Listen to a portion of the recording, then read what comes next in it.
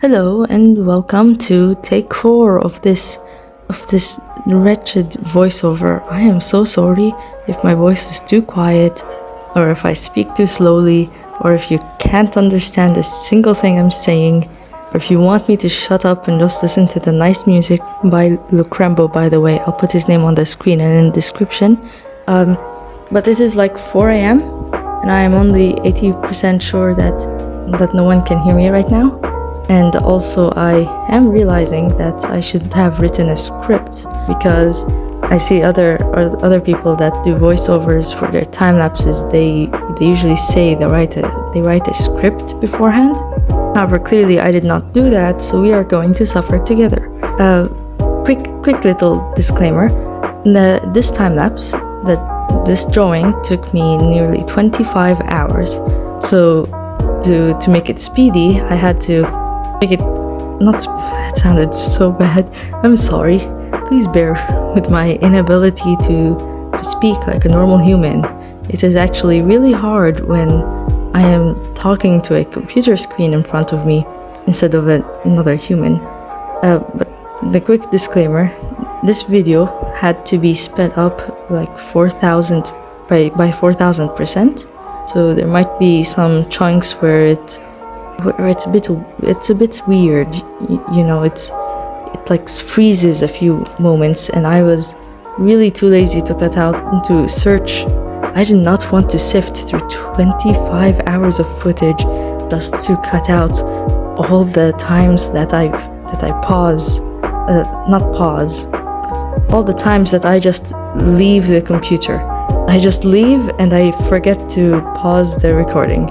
So I really did not want to sift through that footage, and it sped up like 4,000%, so it might look weird. About this drawing is a commission prize for the winner of my Draw This in Your Style, which I had over at Instagram, and their name I can't really pronounce their @ I'll put the name on screen, but check them out. They got really cool art. So I drew 3 of their characters, and there was also a second place winner, but I did not record the drawing I made for them.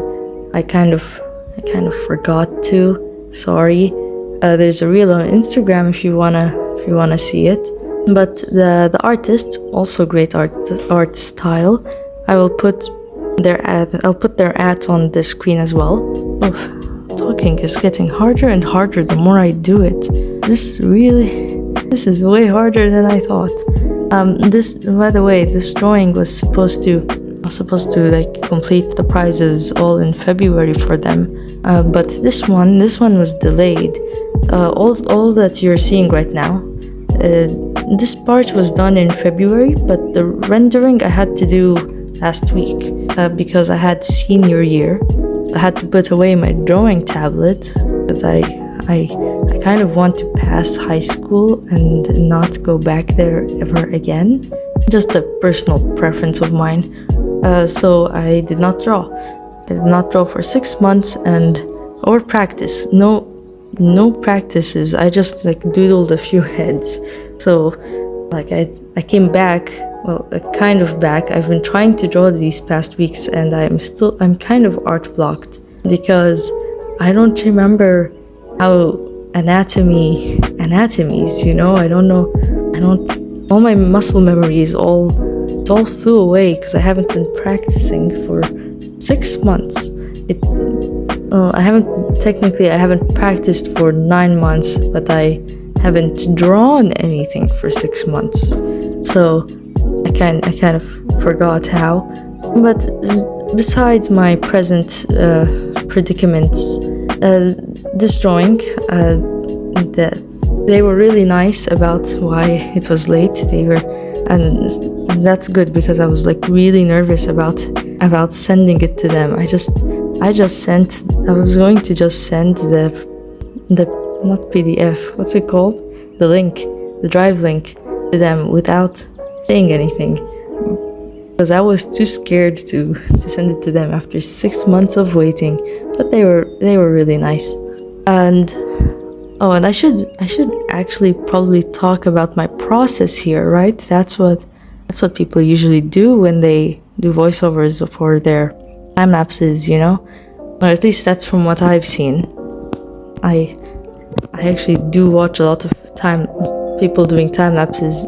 Maybe that's why you guys asked me to make this. Oh my god, I just looked at the clock. It's almost 5 a.m. now. This is great. I'm either way not sleepy, so let's continue. My process. First of all, you saw me sketch, and sketching is the longest part of my process. It is the worst part. My least favorite part is sketching because I suck at it.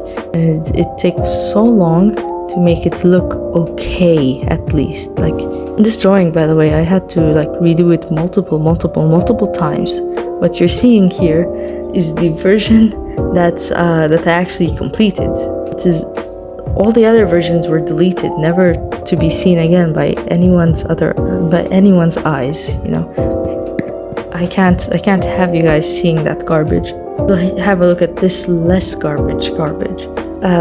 But this, yeah, sketching sucks. Right now with the black line art, well, it's not really line art.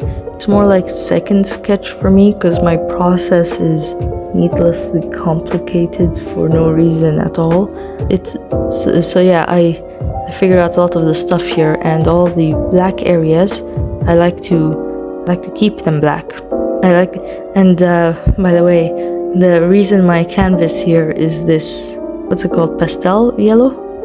It's actually not yellow, it's actually almost it's gray green, but because of color theory it looks yellow. Cool, right? Point is, this beige yellow thing, this beige yellow color is the background, because white just strains my eyes, and also because I want the colors I pick for the characters to be similar to that background. But when I need to add black, because I want black to be the darkest color in my style, when I add black I make the whole thing white, so that when I'm doing the shading I can clearly see the forms and stuff. Like right now you can see I'm adding black. At some point I use a mid-tone gray. Oh, by the way, I don't always do this part when I render, just when I feel like taking hours and hours on a detailed drawing, on the drawing that's already detailed. You know, 3 characters. I've rarely ever drawn multiple characters in a scene at once. This was a challenge that I took, that I just willingly took without a second thought. But yes, I decided to do it the complicated way I render, which is making the shading black and white, because when I do that, it gives the drawing a more 3D effect. You'll see when I start doing it. I make it all white, and I use a mid-tone gray to define the shapes. And I did not want to do complicated lighting, so I just kind of did like rim lighting. Oh, why did I say that weird? I just kind of did like rim lighting. Like, it's supposed to be sunlight from overhead, so their fronts would be darker and therefore less complicated for me to color in the night when it's time for me to render. And also the shapes look more 3D this way, so it helps with cheating on form. I will say that I used an airbrush for this, right? Because the edges are pretty soft. I used an airbrush for this. I know people say it's not professional to use the airbrush or whatever, but I think that's my most used brush, is the airbrush. You guys can't even tell. No one can tell. Aha, I've been hiding it good. But anyways, once I've got the black and white shadows done, I start picking out colors. For this one I made a color key. Like I start with the skin tone and try to get a color that's similar in value to the background, and then I select all the other colors afterwards. But in this one, you'll see that I kind of, because it's 3 characters, so it's lots of details, you know, different clothing, different colors. Sorry if you're hearing a jingling sound. I'm playing with my bracelet. For this drawing, I made a color key. Like I wrote a bunch of words on what the colors should be and where, and I tried to color match colors that are the colors like the original colors from the reference that the person gave me, but in my style, which means more muted, more pastel, similar to value to the background. Like I purposefully pick colors that are similar to the background, so that if I remove the black line art, you should barely see a difference between the colors and the background. Like your eyes should be straining. At least I try to do that way. I don't know if that is the end result. I'm not an expert on color theory, but quick warning, there's gonna be flashing colors, like a lot of flashing colors, because once I've picked the colors, I skip a whole minute when it's time for flashing colors. That I also don't know how aligned my voiceover is going to be with the video. Like, am I going to say this like 5 minutes before the flashing colors, or am I going to be saying this after the flashing colors? I don't know. If I don't say it out loud, I'll put a warning on screen, just in case. But the reason for the flashing colors is because once I've got, you know, the black and white layer, the layer with the shading, and then I also have the layer with the flat colors, I play with the colors, and I play with the black and white layer to make the colors more appealing, you know. So I decided for the black and white layer, which includes the line art, I decided to merge the line art with the black and white one, with the black and white shadows. I decided to make it warmer. Like, I played with the, what's it called? With the curves. Yes, the curves. I don't know what it's called. It's just Control B. But what menu does that open? It's just, you move something around, you move a bunch of sliders, and it changes the color. I played with that. I don't know if that was clear in the time lapse because it's really sped up, and I only did that for 0.2 seconds IRL, but that's what happened. Once I've chosen those colors for the black and white layer, which is not black and white, you can see on the screen sometimes, you can see the way I changed the colors.